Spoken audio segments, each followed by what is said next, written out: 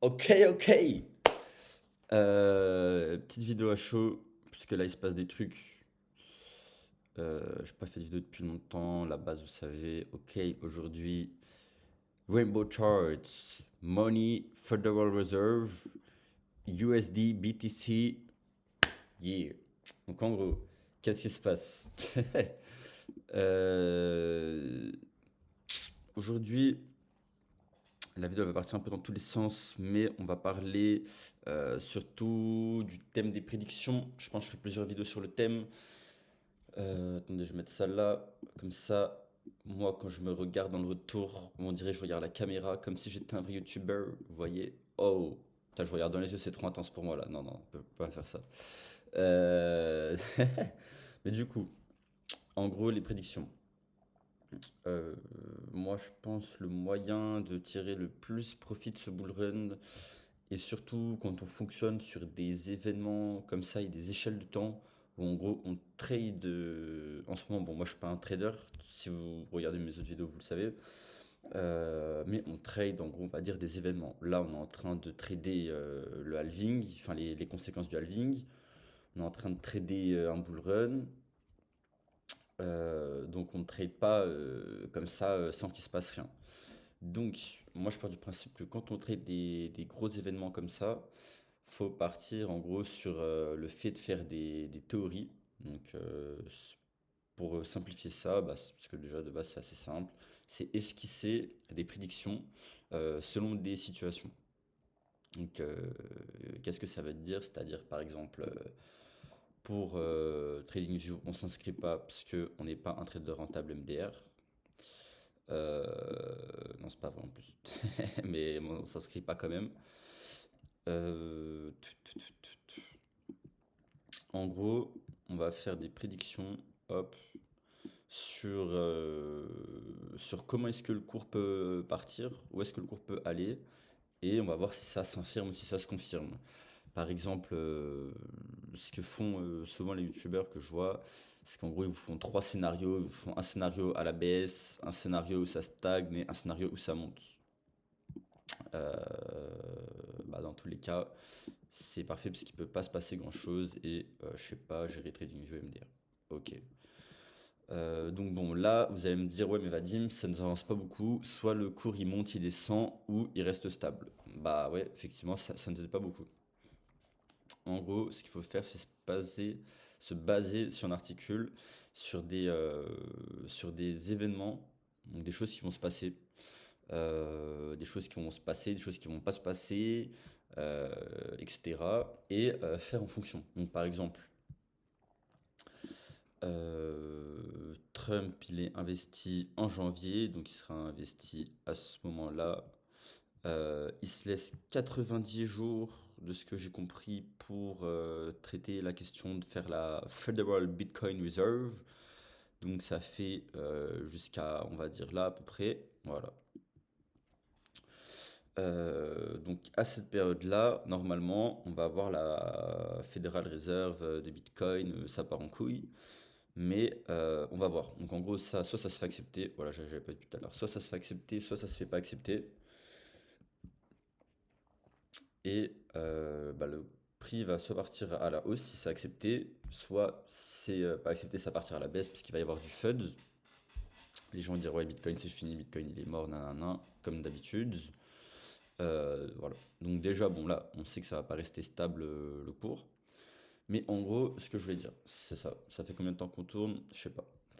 Euh, c'est que la manière dont il faut penser, c'est faire des grandes théories, des grandes prophéties, on peut appeler ça, et selon les prophéties, voir ce qui marche et ce qui ne marche pas. Par exemple, je vais vous donner mes prophéties. Euh, J'en ai plusieurs, et le but, en fait, c'est pas d'avoir une prophétie qui soit vraie. Si vous pensez comme ça, c'est que déjà, vous n'avez pas compris ce que je suis en train de vous dire.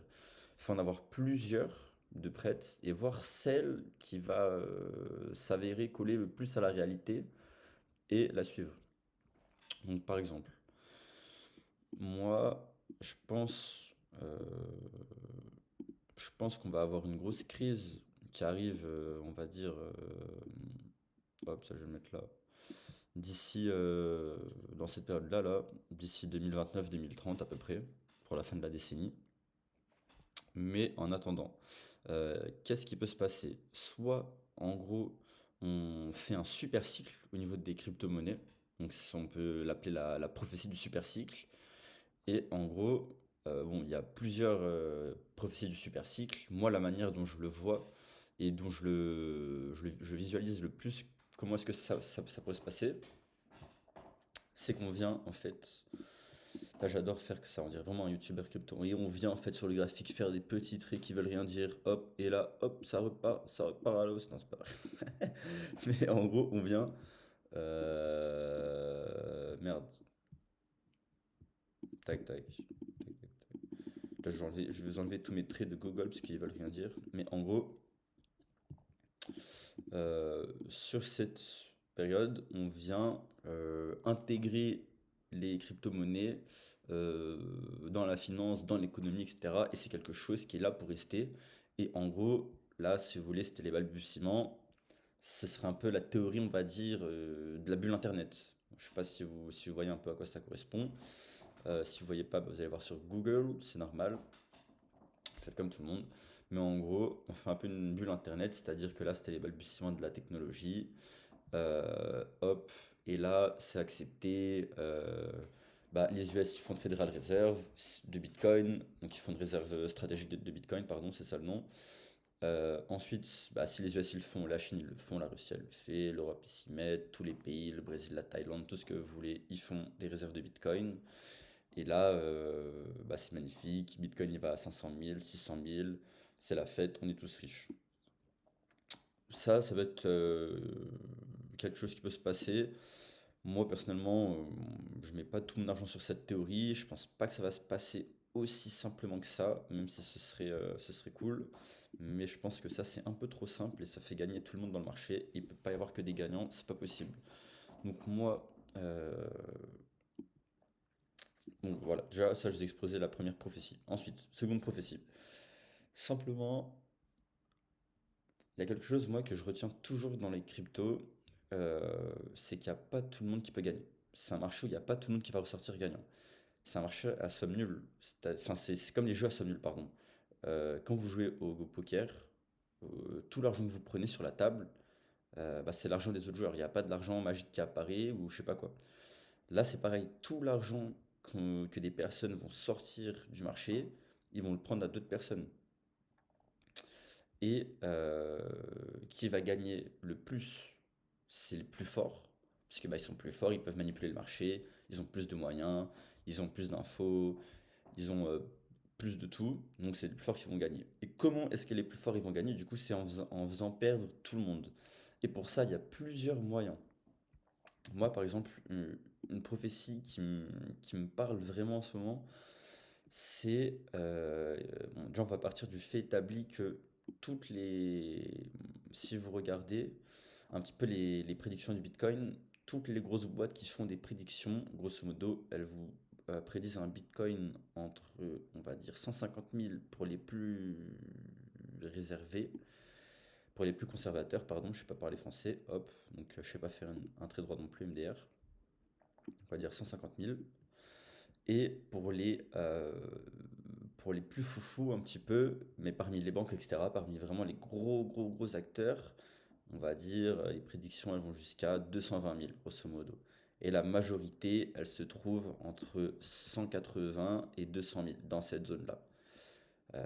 Ça, c'est toutes les prédictions.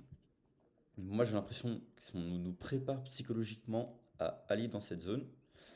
Et ensuite, bah, c'est là où on va voir qu'est-ce qui va se passer. C'est là où on va dire le fait d'avoir des prophéties, le fait d'avoir des vraies stratégies, c'est là où ça va devenir sportif. Typiquement, si vous n'êtes pas serein, si vous n'avez pas de plan, si vous n'avez pas d'argent, bah déjà, qu'est-ce que vous faites là? Non, je rigole. Mais non, mais si déjà voilà, vous vous sentez là, vous sentez pas bien quand vous voyez des gros moves, que votre wallet il fait x2, après il est divisé par 6, etc.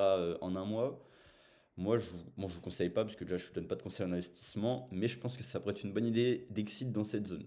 Là, quand on arrive par là, les gars, tous aux abris, c'est bon. Si on n'est pas serein, c'est pas la peine d'aller chercher plus loin. Donc après, ce qui peut se passer, comme je disais, les gros, ils vont gagner en niquant tout le monde. En gros, c'est ça qu'il faut retenir. Pour niquer tout le monde, si ça va dans cette zone, il y a tout le monde qui s'y attend. Il y a tout le monde qui l'a prédit, les gros acteurs ils l'ont prédit. Même moi au début du bull run, c'était grosso modo la zone avec laquelle je me sentais confortable de prédire quelque chose. Donc est-ce qu'on va aller dans cette zone, tac, ensuite retomber, tac, et ensuite stagner? Donc on pourrait dire prophétie numéro un comme ça, tac, on est dans la zone, il se passe des trucs, peut-être ça monte un peu, hop, après le marché il redescend, et puis ça stagne. Bon, je ne sais pas si on va descendre sous les 100 000, mais voilà, on va dire on va stagner dans un range comme ça à peu près là, vous voyez. Je devrais prendre d'autres couleurs. Tac, tac, tac, pinceau. Est-ce qu'il y a une petite palette de couleurs ou c'est que pour les gens qui payent Non, c'est que pour les gens qui payent. Moi, j'ai pas de couleur. Non. Bon, en gros, ça, c'est la théorie numéro un. On arrive dans le range, comme ça, voilà. Ensuite, on descend. Ça, c'est la prophétie. Ça, c'est la moins drôle, ok? C'est la moins drôle, c'est pas possible que ça se passe comme ça. Il n'y a pas assez de personnes qui vont perdre d'argent. Moi, ce que je pense, pour niquer tout le monde, c'est soit, en gros, on reste sous cette zone. Donc, on va dire, on fait un top à 140 000, 130 000, 148 000. Vraiment, on touche cette zone, mais on n'y va pas. On nique tout le monde au dernier moment. Donc là, en gros, tous les gros acteurs, ils accumulent, ils accumulent, ils accumulent. Bon, moi, je suis pas un expert, comment dire, du reading on-chain. Je sais pas, je suis pas les wallets. Bon, je suis toutes les news, donc du coup, je vois souvent les news de wallets passés, tel wallet, a minté 1 billion, nanana, ok. Mais je suis pas expert sur qui accumule, qui accumule pas. On pourra voir les stats dans une autre vidéo. Dans tous les cas, de ce que j'ai compris, sur toute cette zone-là, vraiment, il veut pas me laisser travailler, cet enculé. Sur toute cette zone-là, et ici, là, c'est que de l'accumulation de gros acteurs, moi j'ai l'impression. Donc du coup, soit ils accumulent ici et ils lâchent tout ici, dans ces niveaux-là, donc dans les 140 000, hop. Donc, en gros, prophétie numéro un, on vient jusqu'ici, on touche, enfin du coup numéro 2 pardon, on touche les 150 000, on reste en dessous, hop, là il se passe trop de la merde, ça redescend. Ou alors sinon, et là où ça devient intéressant, c'est-à-dire qu'on esquive totalement cette zone-là, hop, où tout le monde se sent à l'aise de faire des prédictions. Donc dans cette zone-là, voilà.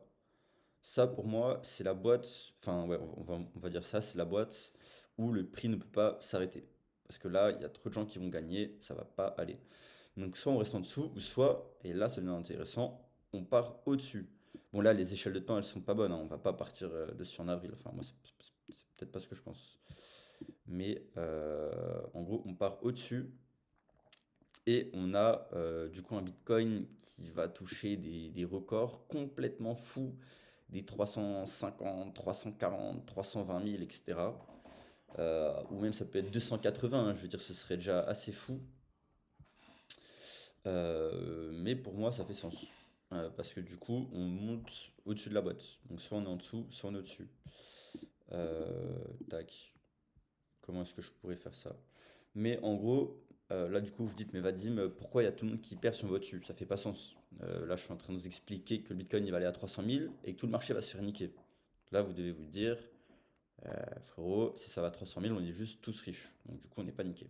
Mais moi, je pense qu'il va se passer, c'est qu'au niveau psychologique, en fait, il y a tellement de gens qui s'attendent de voir le prix du Bitcoin terminer dans cette zone que à partir de la seconde où le prix il va partir et il va partir de là, les gens ils vont devenir fous parce qu'imaginez, les bugs ils sont là, ils vendent à 160. Ils vendent en faisant de leur cost out, ils vendent une fois par semaine, comme des bons pères de famille, tout va bien, c'est parfait. Hop, ils vendent à 160, à 170, 175, ta ta ta ta ta. Ils arrivent là, ils ont déjà plus rien à vendre. Les gars n'ont plus rien à vendre. Même si on arrive à 190 000, les gars n'ont plus rien à vendre. Euh, Parce que je pense que les gens maintenant qui sont dans les cryptos, soit en gros il va y avoir les vieux, ils vont plus rien avoir à vendre. ceux qui datent des cycles d'avant, parce qu'ils vont être tous flippés, parce qu'on est tous traumatisés de faire des round trips, c'est-à-dire de voir son wallet passer de 20 000 à 300 000 et de 300 000 à 20 000. Donc les gars, ils veulent pas que ça leur arrive. Donc du coup, eh ben, ils vont vendre avant, ils vont pas essayer de vendre le top, top, top. Je pense du coup qu'il y aura une grosse personne qui aura plus rien à vendre dans cette zone-là. Et il va rester que les nouveaux, un petit peu les dégénérés peut-être qui vont holder des bacs jusqu'à un demi-million, etc. Mais même ça me paraît pas très probable. Donc, du coup, tout le monde va vendre. Mais là, pour une raison ou pour une autre, le prix, il va pas tomber, il va continuer, il va stagner, il va faire des pirouettes. On ne sait pas trop ce qu'il va faire, mais il va monter, il va monter. Et là, tous les gens qui ont tout vendu, mais ils vont racheter. Parce qu'en fait, les targets euh, de bull run, elles font que monter. Si vous voulez, c'est comme au casino, ça s'arrête jamais. Tant que je gagne, je joue. La roulette, on met 5, vous gagnez 150. Après, vous allez mettre 10, vous allez mettre 15, vous allez mettre 20, vous allez mettre 50, jusqu'à tout perdre. Vous allez faire que miser, miser, hop. Au départ, on entre, on dit on va ressortir avec 2 fois sa mise. Après, on dit non, 3 fois, 4 fois, 8 fois, 12 fois, 150 fois, et ça s'arrête jamais. Donc, du coup, les gens, ils vont racheter. Et moi, je pense que c'est probable, enfin, c'est pas probable que ça se passe, mais il y a peut-être 5, 10, 15% de probabilité que ça se passe. Et du coup, c'est un scénario qui vaut quand même le coup d'être envisagé. Mais du coup, dans cette zone-là, les gens ils vont commencer à racheter. Et c'est là où justement les gros poissons, les gros acteurs, ils vont vendre 250, tac, tac, tac, ils vont tout vendre, ils vont vous niquer la gueule, ils vont me niquer la gueule, et là, ça part en couille. Euh, voilà. Donc pour moi, et ça, pour moi aussi, ce serait un peu la théorie du super cycle. C'est-à-dire que, enfin, c'est pas ça la théorie du super cycle, mais à ce moment-là, c'est ce que les gens vont dire. Ils vont dire super cycle, le Bitcoin a percé 220, on monte, on s'arrête plus, on est tous riches. En fait, c'était un super cycle depuis le départ, etc., etc. Et du coup, c'est à ce moment-là où, bah, quand le narratif arrive du super cycle, que tout le monde attend le super cycle, le nanana, et ben là, paf, ils vont tous racheter leurs bagues, ils vont tous se faire niquer. Le prix va retomber à 120, 110, sous les 100 000, c'est la fin de Bitcoin, aïe aïe aïe. Là, les gros poissons, ils vont tous racheter, ils vont se la régaler, ils vont se mettre bien, ils vont tous acheter là, dans cette zone. Hop, je voulais faire une bulle, j'ai fait un trait. Et après, le vrai super cycle, du coup, il sera en 2028. C'est un peu brouillon, je sais. Je pense que ce que je vais faire, c'est que je ferai une vidéo par théorie. Comme ça, je vous exposer plein de théories. Mais là, plus que des théories, moi, je préfère appeler ça carrément, ouais, des... C'est même pas des prédictions, c'est des prophéties, quoi. Et en gros, voir ce qui a le plus de chances de se passer. Et voilà. Mais voilà, dans tous les cas, pour moi, un prix de Bitcoin entre 180 000, allez, même ouais, 160 et 200 000, c'est trop facile. Après, faut bien voir aussi qu'il faut changer vite ce qu'on dit par rapport au sentiment du marché, par rapport à ce que le graphique il nous dit. Là, je vous dis ça aujourd'hui. Si le jour de l'inauguration de Trump, il fait un discours, j'en sais rien moi, pour une raison ou pour une autre, le truc il part à 150 000, c'est plus pareil, ok? Faut s'adapter vraiment.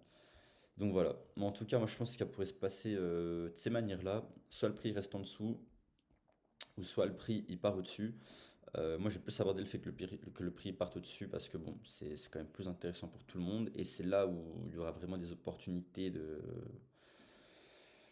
devenir millionnaire quoi. Enfin, je veux dire, si Bitcoin il monte à 300 000, normalement les gars, si vous faites pas de la merde, que vous rachetez pas vos bagues parce que vous avez tout vendu avant, normalement on est plutôt bien. Et les prochaines vidéos, je vais vous les tourner depuis la Malaisie ou je sais pas quel pays exotique. Dans tous les cas, moi je vous dis à la prochaine. Si vous avez kiffé, abonnez-vous. Il y a un gars qui s'est désabonné. Je vais te retrouver, je vais te shooter enfoiré. Non mais plus sérieusement, likez la vidéo. Abonnez-vous, mettez un commentaire si vous avez des questions. Si j'ai bégayé, n'hésitez pas à vous foutre de ma gueule en mettant le timestamp. Ah oui aussi, je voulais vous montrer d'autres trucs.